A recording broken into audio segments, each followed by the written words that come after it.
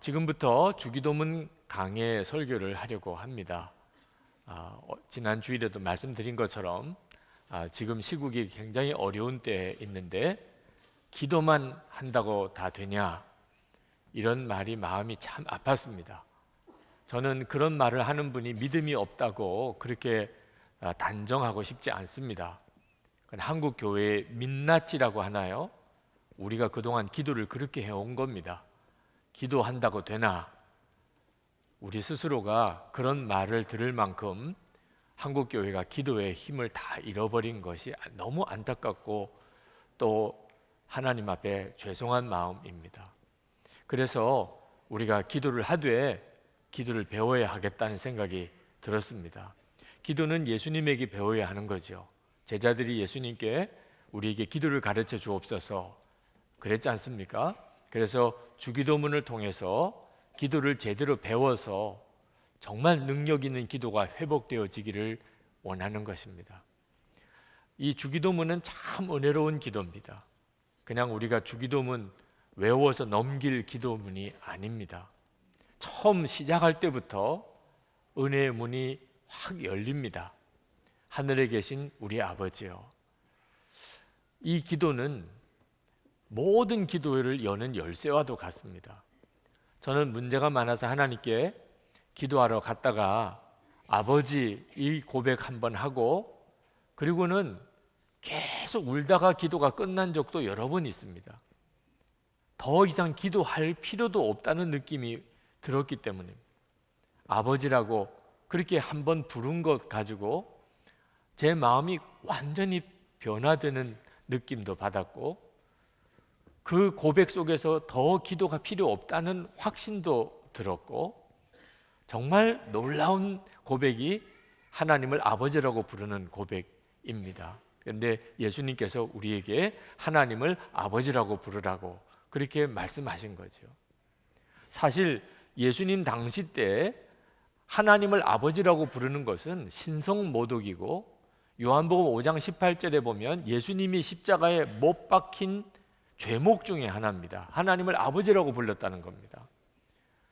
3계명, 10계명 중에 3계명에 하나님의 이름을 망령되이 일컫지 마라 라는 말씀을 지키겠다고 여호와라는 하나님 이름도 부르지 않고 아도나이, 주님이라고 이렇게 대신 불렀던 유대인들입니다. 그런데 예수님은 시작부터 하나님을 아버지라고 하셨어요. 그냥 격식을 갖춘 아버지도 아니고 어린 아기가 아빠라고 이렇게 부르는 것처럼 그렇게 하나님을 불렀습니다.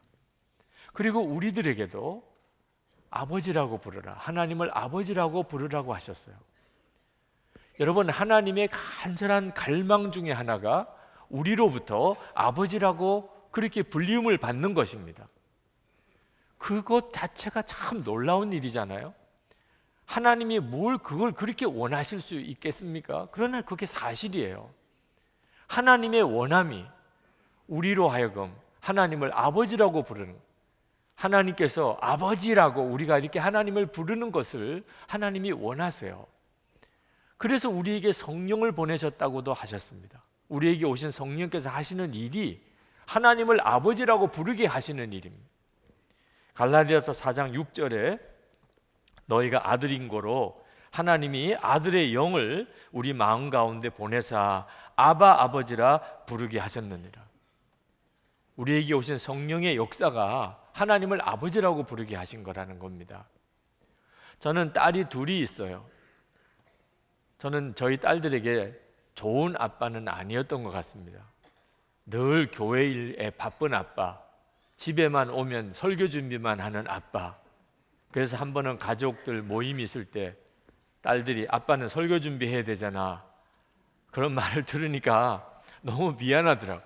딸들에게는 저는 그런 존재였어요.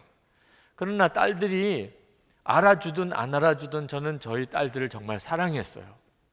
갓난아이 때 자장가 불러주면서 재우고, 자다가 깨면 밤잠을 설쳐가면서 그 아이를 돌보고 했어요.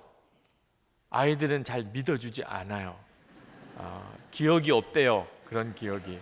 그러나 정말 그렇게 저희 딸들을 사랑했어요. 아플 때, 힘들어할 때 제가 아픈 것 이상으로 힘들더라고요. 사춘기를 지나면서 참 예민해질 때 참 아버지로서 어떻게 해줄 방법이 잘 없이 그저 위에서 기도만 했었어요. 그 아이들이 잘 자라주어서 어느 날 다 컸구나 이런 생각이 들었던 어느 날 갑자기 내게도 아버지가 계시다 그런 생각이 많이 들어요. 그 딸들에게 내가 아버지라는 생각을 하면서 나에게도 아버지가 계시다. 하나님이 내 아버지시구나. 그 생각이 드는데 조용히 아버지 이렇게 불렀어요. 그러고는 참 많이 울었습니다. 뭐라고 설명할 수 없는 은혜가 있었어요. 저는 하나님께 늘 반듯하게 잘하기만 하지 않았었죠. 때때로는 하나님 마음 아프게 했던 일이 참 많았을 겁니다.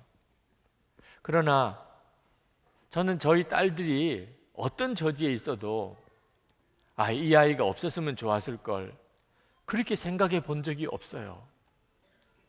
그런데 하나님도 저를 보고 그러셨다는 거, 제가 때때로 하나님 마음을 아프게 하는 순간이 있었을지라도 하나님은 한 번도 나는 너가 없었으면 좋겠어 그런 적이 없었다는 뜻이잖아요. 저에게 아버지시라는 거. 제가 하나님께서 저에게 하신 일을 다 알지 못하지만 마치 저희 딸이 제가 그 딸들을 위해서 어릴 때 어떻게 했는지를 다 알지 못하듯이, 그러나 분명히 하나님은 저와 늘 함께 하셨고 저를 인도하셨고 저를 지키셨다는 사실, 나의 아버지시니까 그 사실이 그렇게 가슴이 뜨거워요. 저에게 두 딸을 주신 것은 하나님이 나에게 어떠신 분이신가를 알게 하시려고, 아버지가 되어 보면 너무 잘 아니까 아버지가 어떤 마음인지를, 그래서 저에게 두 딸을 주셨구나 그런 생각이 들었습니다. 여러분, 하나님이 원하는 것이요, 우리가 아버지가 계시다, 하나님이 우리 아버지시라고 이 사실을 우리가 진짜 믿고, 그리고 정말 육신의 아버지보다 더 친밀하게 아빠라고 이렇게 부르는 것이에요. 이건 엄청난 은혜입니다.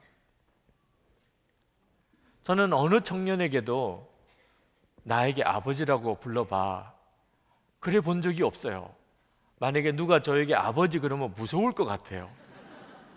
여러분, 누구에게 아버지가 된다는 것은 엄청나게 부담스러운 일입니다. 그런데 하나님은 저에게, 여러분 모두에게 아버지라고 불러 그러셨다는 거죠. 여러분, 이거 정말 놀랍잖아요. 이보다도 더 큰 사랑과 은혜가 어디 있겠어요?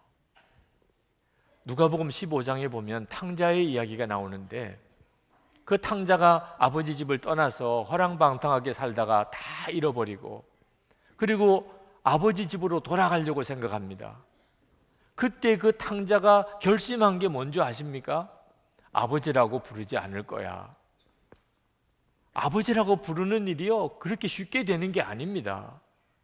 그 아버지께로 돌아오던 탕자가, 그는 마음에 다짐했어요. 나는 아버지라고 부르지 않을 거야. 아버지라고 누구나 부를 수 있는 게 아닙니다. 예수님께서도 하나님을 아버지라고 부르지 못하셨던 때가 있었어요. 십자가에서 그 극한 고통 속에 하나님을 향하여 부르짖으셨어요. 나의 하나님, 나의 하나님, 어찌하여 나를 버리시나이까. 그렇게 하나님을 아버지라고, 아빠라고 친밀하게 부르시던 예수님께서 그 순간에는 아버지라고 부르지 못하셨어요. 나의 하나님이라고 하셨어요. 온 인류의 죄를 뒤집어 쓴 저주, 완전한 저주 가운데 빠졌던 그 순간에 하나님 아버지라고 부르지 못하셨다니까, 예수님도. 그런데 우리에게 아버지라고 부르라, 이거 정말 믿어지지 않는 하나님의 은혜입니다. 많은 분들이 지금 한국교회에 걱정합니다. 그러면서 이렇게 진단해요. 더 이상 예배드리고 기도하고 성경 공부하고 큐티하고 제발 이런 식으로 이제는 개인적인 영성에 너무 치중하지 말고 이 불의한 세상에 대해서도 발언하고 어려운 이웃도 돕고 좀 사회적인 영성을 한국교회가 가져야 한다고, 그게 한국교회가 바로 되는 길이라고 그렇게 말들 합니다. 저는 우리 그리스도인들이 더 이상 교회 안에만 갇히지 않고 사회에 대해서 분명하게 발언할 건 발언하고 어려운 이웃을 돕고 우리가 사회적으로 책임져야 될 것을 책임져야 되는 일에 100% 동의합니다. 그동안 그 점이 부족했다면 반드시 그건 우리가 보완해야 할 일입니다. 그러나 한국 교회가 개인적인 영성에 너무 치중했기 때문에 사회적인 책임을 다하지 못했다는 말에 대해서는 동의하지 않습니다. 한국 교회가 개인적인 영성에 치중했기 때문에 그랬다고 저는 전혀 그렇게 느껴지지가 않아요. 목회하면서 개인적인 영성에 문제가 생겼기 때문에 열매가 안 나오는 것이지, 너무 개인적인 영성에 치중했기 때문에 우리가 사회적으로 바르게 행동하지 못한 게 아닙니다. 여러분, 과실 열매가 나쁜 열매가 맺어지면 그러면 나무가 병든 거잖아요. 뿌리를 점검하고 줄기를 점검하고 나무 이파리를 보면서 뭐가 문제인지를 찾아야 되는 거잖아요. 열매가 잘못 맺히면 나무가 병든 거죠. 한국교회 문제는 개인적인 영성에 너무 치중해서가 아니고 잘못된 영성에 빠져 있기 때문입니다. 여러분, 우리들이 가지고 있는 영성의 문제가 뭡니까? 하나님을 아버지라고 부르면서도 감격이 없는 거예요. 하나님을 아버지라고 부르는 것이 얼마나 놀라운 은혜인지 모릅니다. 그런데 우리는 하나님을 아버지라고 불러요. 그런데 내가 하나님을 아버지라고 부르는 것 그 자체가 얼마나 놀라운 은혜인지 감격이 없어요. 이것이 바로 지금 한국 교회가 빠져 있는 문제입니다. 개개인적으로 주님과의 관계에 문제가 생겨 있어요. 하나님과 우리 사이에 문제가 있다니까요. 그러니까 우리의 삶에 문제가 생길 수밖에 없는 거예요.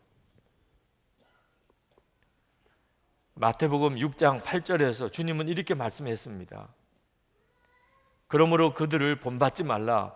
구하기 전에 너희에게 있어야 할 것을 하나님 너희 아버지께서 아시느니라. 31절 32절 그러므로 염려하여 이르기를 무엇을 먹을까 무엇을 마실까 무엇을 입을까 하지 말라. 이는 다 이방인들이 구하는 것이라. 너희 하늘 아버지께서 이 모든 것이 너희에게 있어야 할 줄을 아시느니라. 예수님이 속이 타시는 거예요. 하나님이 아버지신데 왜 그렇게 염려하느냐. 여러분, 우리가 하나님을 아버지라고 믿었다면, 정말 믿었다면 더 이상 먹고 입고 사는 것에 대해서 염려하지 말아야 이게 말이 맞아요. 그렇게 하나님이 내 아버지시니까 나는 더 이상 내가 먹고 입고 사는 것에 대해서 염려하지 않을 수 있을 때 우리는 어려운 사람을 도울 수 있는 힘이 생기는 거예요. 뭘 특별히 더 많이 가져서 그런 게 아니고 믿으니까, 하나님이 내 아버지신 걸 믿으니까 더 이상 내가 먹고 사는 것에 대해서는 걱정하지 않으니까 어려운 이웃을, 어려운 사람을 도울 수 있는 거예요. 세상의 불의에 대해서 우리가 뭔가 역할할 수 있게 되는 거예요. 안타까운 것은 다 먹고 사는 걱정에 매여 있는데 말. 지금 내 코가 석자인데 무슨 다른 사람을 도와요? 여러분, 왜 마음이 힘들어요? 하나님 아버지가 되신 것에 대해서 아직도 분명히 믿지 못하고 있는 것입니다. 저에게 오셨던 말씀을 전해준 목사님 한 분이 여동생 이야기를 하셨습니다. 참 옛날 어른들 짓궂기도 하고 그리고 너무 몰랐어요. 어린 아이들에게 너 진짜 엄마 아빠 아니다. 너 어려서 다리 밑에서 주워오는 거 내가 봤어. 그 아이들이 겪는 고통을 모르니까 아마 그렇게 말을 했겠죠.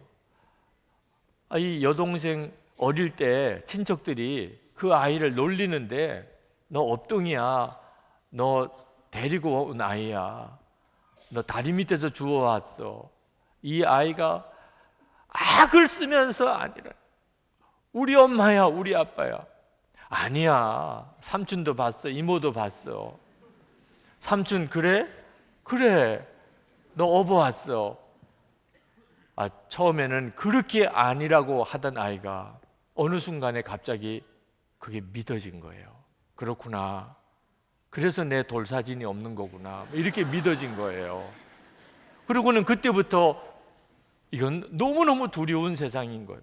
엄마가 갑자기 아줌마가 되고 아빠가 아저씨가 되고 내 집인 줄 알았더니 이게 남의 집이고, 그러니까 계속 집 바깥에 나가서 친엄마가 이제나 올까 저제나 올까, 어느 순간에는 그냥 이렇게 확 죽어버릴까, 이런 생각을 하고 고등학교까지 다닌 겁니다.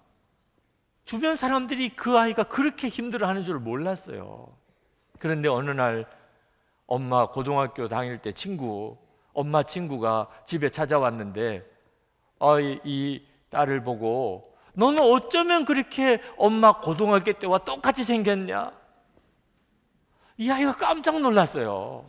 우리 엄마가 아닌데 내가 고등학교 다닐 때랑 똑같다니. 그리고는 방으로 뛰쳐 들어가서 엄마 앨범을 다 그냥 뒤져서 고등학교 다닐 때 사진을 찾아본 겁니다. 18살 때 엄마 사진. 자기가 봐도 자기예요. 그리고는 이 아이가 엄마에게 막 소리 지르며 달려왔어. 엄마가 내 엄마네. 엄마 내 엄마 아닌 줄 알았어.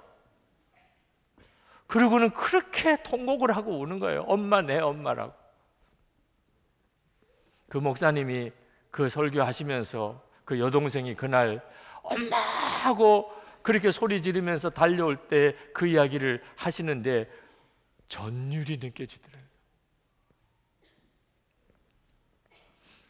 엄마가 내 엄마라는 사실이 확인되는 순간에 인생이 바뀌어버렸어요. 마음도 생각도 삶도 태도도 얼굴도 다 바뀌었다는 거예요.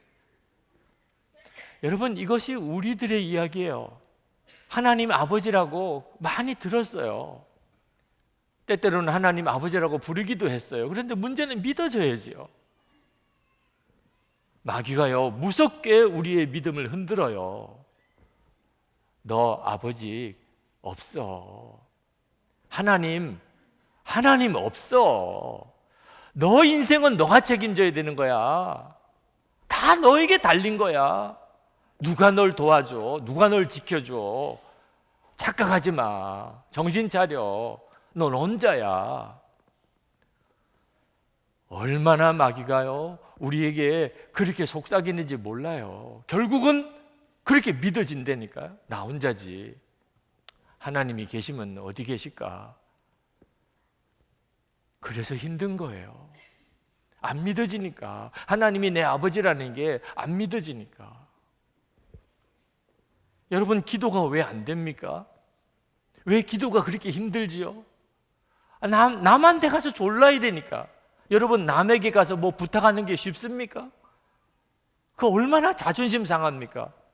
얼마나 힘들어요. 남에게 뭘 하나 얻어온다는 게 얼마나 어려워요. 그러니까 기도하면 답답하기부터 하고, 그리고 낯선 거예요. 하나님이 내 아버지라는 사실이 안 믿어지는 사람의 기도가 힘든 거예요. 하나님이 내 아버지라는 사실이 믿어지면 기도는요, 특권이라니까요. 저희 딸이 저에게 뭐 돈이 필요해서 다가올 때 웃으면서 아주 조용히 이야기해요. 아빠, 돈이 좀 필요해요. 그러냐? 이렇게 줘요. 한 번도 무릎 꿇고 울면서 막 저를 붙잡고 돈 좀 주세요 이런 적이 없어요. 아버지한테는 그렇게 안 하는 거예요. 네. 우리 안에 지금 뭐가 잘못된 거죠? 우리의 영성에 뭐가 문제가 있는 거죠? 우리가 아직도 진짜 하나님과 우리 사이의 관계가 친밀함이 없는 거예요. 하나님이 내 아버지라는 사실 그 하나를 분명하게 믿지 못하고 있는 거예요. 24시간 주님을 바라보고 영성의 길을 쓰시라고 그렇게 권해드리는 이유는 우리의 영성의 나무를 고치자는 거예요. 뿌리를 고치자는 거예요. 그래서 제대로 된 열매가 맺히게 하자는 거예요. 열매는 우리가 맺는 게 아닙니다. 맺어지는 거죠. 그건. 산상수훈에서 주님은 오른뺨을 때리면 왼뺨을 돌려대라. 속옷을 달라 그러면 겉옷까지 주라. 오리를 억지로 가게 하면 심리를 같이 가주라고. 세상에 어떻게 그렇게 할 수 있어요, 사람이. 근데 이렇게 반응이 되는 것은요, 하나님이 내 아버지라는 사실이 안 믿어지는 사람이에요. 하나님이 내 아버지라는 사실이 진짜 믿어지면요, 못할 게 뭐 있어요. 세상에 이보다도 더 당당하고 담대하고 또 풍성한 사람이 어디 있어요. 하나님이 내 아버지신데. 그래서 예수님께서 나의 원대로 마시고 아버지 원대로 하옵소서, 그리고 십자가 지실 수 있었잖아요. 예수님이 십자가 지실 수 있었던 힘이 어디 있었어요? 하나님이 아버지시니까. 주님은 우리에게 하나님이 아버지시라고만 말씀하신 게 아니고 우리 아버지라고 말씀하셨습니다. 한국 교회가 가지고 있는 영성의 병든 부분이 바로 여기서 또 드러나요. 우리는 하나님이 아버지시라는 것을 믿어도 우리 아버지라는 것에 대해서는 별로 생각이 없어요. 여러분, 하나님께 아버지라고 기도하는 이들은 서로 다 형제요, 자매요. 한 아버지니까. 그런데 우리는 이 의식이 너무 희박해요. 내가 미워하는 그 사람을 하나님이 사랑하신다는 것 자체를 인정하기가 어려워해요. 내 아버지시지만 저 사람의 아버지도 되시잖아요. 바리새인이 세리를 보고 하나님께 감사했어요. 뭐라고 감사했냐? 저 세리 같지 않음을 인하여 감사하나요? 이건 감사가 아니에요. 아버지 하나님의 가슴에 못을 박는 기도예요. 나는 저 사람 같지 않아서 감사합니다. 우리 아버지라는 이 믿음이 없는 거죠. 내 아버지일 뿐이지. 성지순례 갔을 때 우리를 가이드해 주시던 집사님, 자기가 거기 이집트에서 살아보니까 유대인도 만나고 무슬림도 만난, 그 사람 이름이 다 따로 있지만 자기가 보기에는 다 저 사람은 유대인이고 저 사람은 무슬림 뿐이에요. 이름은 하나예요. 저분은 유대인이에요, 저분은 무슬림이에요. 그러면서 깨달았대요. 그 사람도 나를 보면 그렇겠구나. 그 사람이 보기에는 나는 그저 크리스천입니다. 한국에서 성지순례 많은 사람이 버스 한 버스에 와도 그 무슬림 도와주는 무슬림 그 분 눈에는 다 한 이름이에요. 크리스천. 행동하면 크리스천은 저렇게 하는구나. 무슨 모습을 보면 예수 믿는 사람은 저렇구나. 그 가이드 집사님은 세상을 떠나셨지만 저는 그분이 한 이야기는 계속 머릿속에 남아있어요. 미우나 고우나 우리는 다 똑같은 이름이에요. 마음에 안 들어도 그나 나나 똑같은 크리스찬이에요. 여기서부터 우리는 교회 공동체를 만들어 가야 되는 거예요. 가족은 내가 선택한 존재가 아니잖아요. 주어진 존재잖아요. 그리고 서로 마음을 맞춰 가는 거죠. 그런데도 왜 성도들끼리는 마음 맞는 사람을 찾아다니나? 하나님이 내게 허락하신 분을 내가 맞추어 가는 거죠. 왜? 그의 아버지도 되시니까. 우리가 이 사실을 깨달을 때 교회 공동체는 완전히 달라져요. 비로소 세상의 소금이 되고 빛이 됩니다. 그 자체가 성도들끼리 서로 가족으로 받아들이는, 한 아버지를 믿는 우리 아버지라고 고백하는 그런 공동체가 될 때 그냥 우리는 존재 자체가 소금이고 빛이 될 수 있는 거죠. 주님은 또 말씀하시기를 우리의 아버지 하나님은 하늘에 계신 아버지라고 그러셨어요. 이 표현은 많은 분들에게 오해를 가져오기도 해요. 왜? 하늘에 계시다니까 그러면 하나님은 우리와 전혀 딴 세상에 계시구나, 죽고 난 다음에 가서 만나는 분이구나, 이렇게도 읽어집니다. 절대 그렇지 않습니다. 그것은 성경이 말하는 하늘이라고 하는 개념을 잘못 우리식으로 읽으니까 그런 거죠. 여러분, 하늘은 우리가 살고 있는 여기와 전혀 별개의 저 멀리 있는 어느 곳이 아니에요. 우리가 있는 이곳에서 그대로 경험되어지는 하늘입니다. 하늘에 계신 우리 아버지라고 이렇게 말씀하신 것은 우리는 육신을 가지고 있지만 하나님은 영이시라고 하는 뜻이에요. 그 하나님은 지금 우리 가운데 그대로 만나지는 분입니다. 예수님은 분명히 말씀하셨어요. 하나님은 우리가 만나지는 아버지시라고. 요한복음 14장 18절 19절에 내가 너희를 고아와 같이 버려두지 아니하고 너희에게로 오리라. 조금 있으면 세상은 다시 나를 보지 못할 것이로되 너희는 나를 보리니 이는 내가 살아있고 너희도 살아있겠음이라. 1970년대 브라질 이민 목회를 하시던 정민종 목사님이라는 분이 갑자기 암으로 세상을 떠나셨는데 그분의 유고 설교집이 발간이 되었습니다. 제목이 우리는 고아가 아닙니다. 브라질에 있는 교민들이 얼마나 외로웠으면, 그래서 그 목사님이 그 교민들에게 전했던 메시지의 핵심은 우리는 고아가 아닙니다. 우리에게는 아버지가, 함께 하시는 아버지가 있습니다. 그게 그분의 가장 중요한 메시지였고 그게 설교집 제목이었어요. 그런데 여러분, 우리는 저 브라질에 사는 교민이 아니라도 여전히 우리는 고아와 같은 심정일 때가 많아요. 하나님은 계시기는 해요. 그분은 내 아버지시래요. 그런데 여러분, 고아는 어떤 존재입니까? 아버지가 없어서 고아가 아니잖아요. 아버지가 계시니까 태어났지요. 아버지가 세상 떠나셨거나 아버지가 함께 살지 않으면 고아인 거지요. 아버지는 계신데 나와 함께 계시진 않아요. 이게 바로 고아와 같은 삶입니다. 하나님은 절대로 그런 하나님이 아니라는 거예요. 우리와 함께 계시는 아버지, 우리와 함께 사시고 우리를 지키시고 인도하시는 아버지라는 거예요. 이걸 어떻게 믿지요? 여러분, 하늘은 우리 가운데 그냥 경험되어지는 하늘입니다. 에스겔서 1장 1절에 에스겔이 본 환상입니다. 제 30년 4월 5일에 내가 그발강가 사로잡힌 자 중에 있더니 하늘이 열리며 하나님의 이상을 내게 보이시니.